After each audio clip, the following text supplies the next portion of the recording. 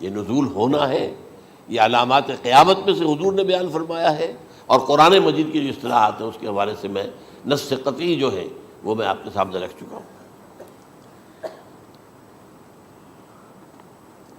پھر یاجوج ماجوج کا ایک معاملہ ہے، یہ میں ابھی اس وقت زیادہ اس پر بات نہیں کر سکتا۔ حضرت عیسیٰ علیہ السلام کے نزول کے بعد دو کام ہوں گے، یہودیوں کا قلع قمع ختم، تمام یہود، ایک کام تو یہ ہونا ہے، اور نمبر دو عیسائیت کا ختم ہو جانا۔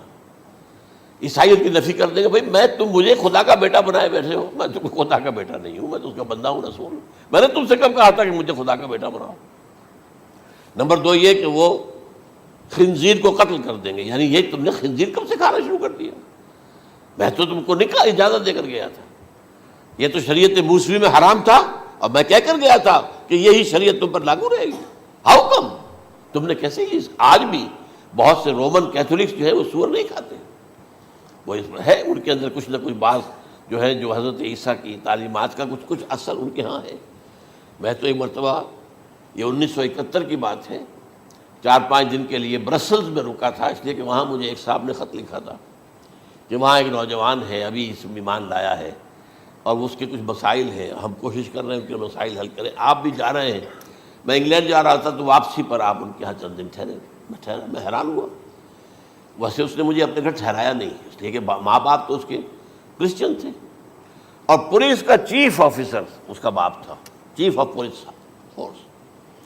اس نے مجھ سے ایک دن کھانے پہ بلایا، میں ہوٹل میں ٹھہرایا مجھے، اس نے کہا آپ اطمینان سے یہاں کھانا کھائیں، اس گھر میں نہ آج تک کوئی شراب کی بوند آئی ہے اور نہ ہی کوئی بوٹی آئی ہے سور کی۔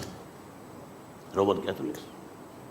اب اکلوتا بیٹا تھا یہ، عبدالعزیز، اس نے بعد میں نام رکھا، وان کینٹر اس کا نام تھا جو کہ اوریجنل تھا، پھر اس نے نام رکھا عبدالعزیز وان کینٹر، پرانا نام بھی رکھا۔ نہایت نیک، نہایت خوبصورت، 28 سال کی عمر تھی، اور اس وقت میں نے دیکھا تھا کہ اس کی فقہی معلومات جو ہے میری معلومات سے 10 گنا زیادہ۔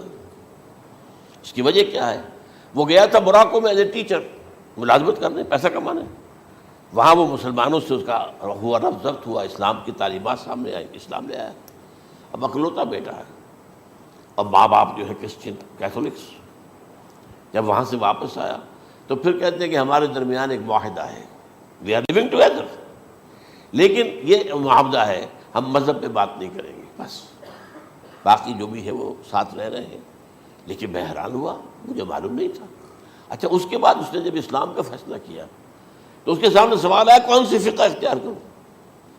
تو اس نے بڑی جو ہے تھورو اسٹڈی کی ہے تمام فقہوں کی، کمپیریٹو اسٹڈی، ان کو کرنے کے بعد پھر فائنل فیصلہ اس کا یہ تھا کہ حنبلی فقہ میں اختیار کروں۔ چاروں فقہوں میں سب سے لیٹسٹ حنبلی ہے، یعنی حنفی نمبر 1، پھر مالکی نمبر 2، پھر اس کے بعد شافعی نمبر 3، پھر یہ امام احمد ابن حنبل ہے۔ اور امام احمد ابن حنبل کے زمانے تک احادیث بہت بڑے پیمانے پر جمع ہو چکی تھی، جبکہ ابھی حضرت امام ابو حنیفہ کے زمانے میں کوئی اتنا زیادہ جو ہے حدیث کا بھی ذخیرہ نہیں بنا تھا۔